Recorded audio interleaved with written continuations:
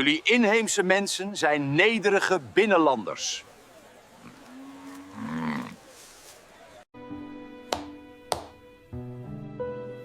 Buku iki sangar rek, seneng awakmu nek maca iki.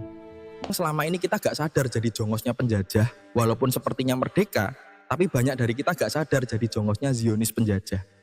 Ini buku asik pol, cocok sama keadaan sekarang, maka kali ini kita akan ngulik isi buku ini.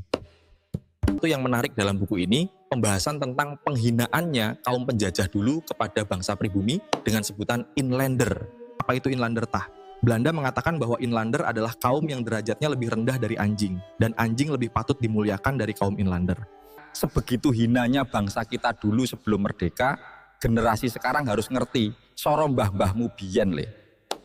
Sejarah awal penghinaan bagi bangsa pribumi berawal dari Jan Pieter Zoon-Koen, gubernur pemerintahan penjajah paling kejam di sini.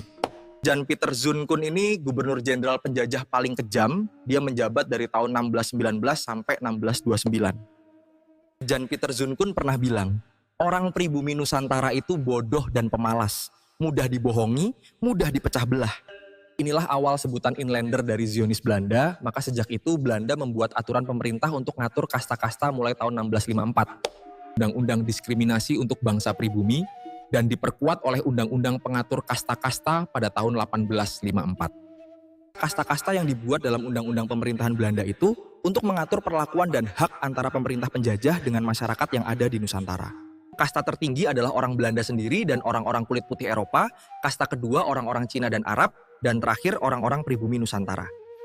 Wes taklah, pomo awakmu urip jaman iku, wajor temen awakmu. Istilah inlander digunakan tidak hanya secara administratif tetapi juga dalam kehidupan sehari-hari oleh orang-orang Belanda sebagai bentuk penghinaan dan stereotip negatif terhadap pribumi.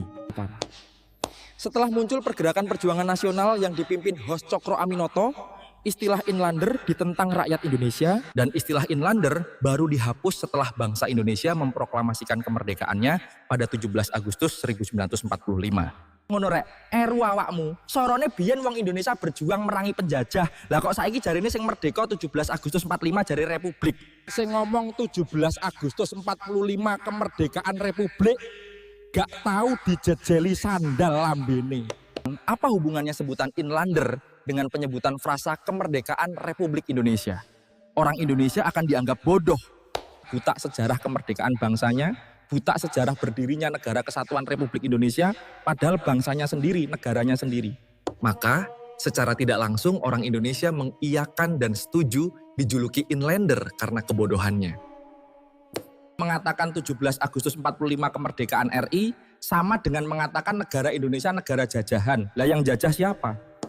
Kita ini generasi penikmat bukan generasi pendobrak, tinggal mensyukuri saja dan menikmati kemerdekaan, gak usah kebanyakan gaya, yang ada generasi penikmat malah merusak tatanan bangsa. Gitu ya Bolo, semoga tambah paham. Sekian dulu pembahasan kita, ngapunten, saya belum makan ini. Monggo, salam.